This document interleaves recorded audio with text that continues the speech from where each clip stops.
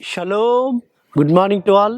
ప్రియులారా, అనుదినం కూడా ఆత్మీయమైన వాక్యం చేత ఆత్మీయంగా బలపరచబడుతున్నాం కదా.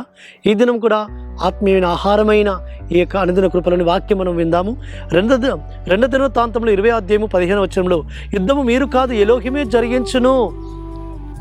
అక్కడ యూదా ప్రజల మీదకి ఆ యొక్క శత్రు సమూహం వచ్చినప్పుడు యూదా రాజుని యెహోషాపాతు మందిరానికి వెళ్ళి ఆయన ఎలోహిమని యెహోవాను ప్రార్థన చేస్తూ వచ్చాడు. యెహోవా, ఓ సర్వోన్నతుడా, ఈ యుద్ధము జరిగించడం మాకు శక్తి చాలదు, నీవే మా దిక్కు అని ప్రార్థన చేస్తూ వచ్చాడు.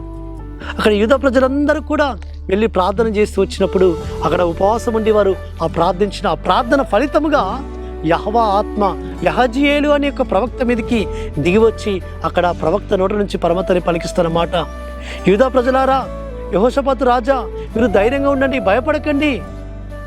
యెహోవా మీ పక్షాన యుద్ధం చేయబోతున్నాడు. యుద్ధము మీరు కాదు జరిగించేది, యుద్ధము మీ పక్షమును యెహోవా జరిగిస్తున్నాడు. కాబట్టి విజయం మీకు రాబోతుంది, మీరు ధైర్యంగా ఉండండి. ప్రియులారా, ఈ దినాలలో కూడా ఆ పరమతని మన పక్షమున ఉన్నాడని, మన పక్షాన యుద్ధం చేయబోతున్నాడు. ఆయనే యుద్ధశూరుడని యెహోవా మన పక్షాన యుద్ధం చేయబోతున్నాడని మనము తెలుసుకోవాలి. మనం ఈ పోరాటంలో ఉన్నాం.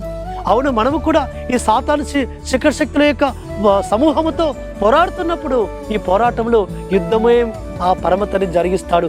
మనం ఆయన ఆశ్రయిస్తే, అయ్యా నువ్వు నా దిక్కు అని ప్రార్థిస్తే, అయ్యా నీవే నా ఆశ్రయం అని ప్రార్థిస్తే, నీవే నా శరణము అని ప్రార్థిస్తే, ఆయనను మనం ఆశ్రయిస్తే ఆయన మన పక్షాన యుద్ధం చేస్తాడు. సుమా, మన సొంత బలంతో గెలవలేం, మన సొంత శక్తితో గెలవలేం, మన సొంతకు ఉన్న జ్ఞానంతో గెలవలేం.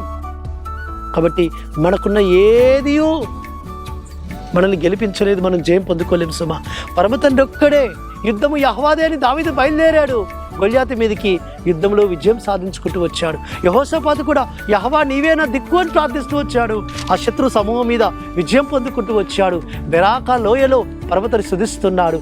అయ్యా నీవే నాకు దిక్కు అని ప్రార్థించగా నువ్వు నాకు విజయం ఇచ్చావని. ఆ విధంగా యెహోవా దయాళుడు, ఆయన కృప నిరంతరం ఉండని యెహోవాను స్తుతించడం మొదలుపెట్టారు. ప్రియులారా, మనం కూడా యెహోవాను ఎప్పుడైతే ఆశ్రయించి శరణుజొచ్చి ఆయనకు అప్పగించి మన బాధలు, మన శ్రమలు, మన కష్టాలు, మన పోరాటము ఆయన చేతుల్లో పెట్టి మనం ఆయన ఆశ్రయిస్తే ఆయన మనకు విజయం ఇస్తాడు. యుద్ధశూరుడు ఆయన, యుద్ధంలో విజయం ఇచ్చేవాడు. అటు విధంగా పరమతని మనకు తోడుగా ఉండును గాక. ప్రార్థన చేసుకుందాం. పరలోకమున్న మా తండ్రి, యుద్ధశూరుడుగా ఉన్న మాకు అయ్యా, ఇగో తండ్రి, మీరే మాకు యుద్ధంలో విజయం తెచ్చేవారు. మీరే తండ్రి, మీరే మాకు విజయం తెచ్చేసి మీరే మా విశ్వాసాన్ని బలపరచమని ప్రార్థిస్తూ మారుషకుడు విమోచకుడు నజరేయుడైన యెహోవాని అతి పరిశుద్ధమైన నామమున స్తుతించి ప్రార్థించి వేడుకుంటున్నాము తండ్రి. ఆమేన్. సర్వోన్నతుడు సర్వాధికారిని ఆశ్రమస్య కృపా కనికరము నిరంతరం తోడుగా ఉండి ఆయనే మనం బలపరచును గాక. ఆమేన్.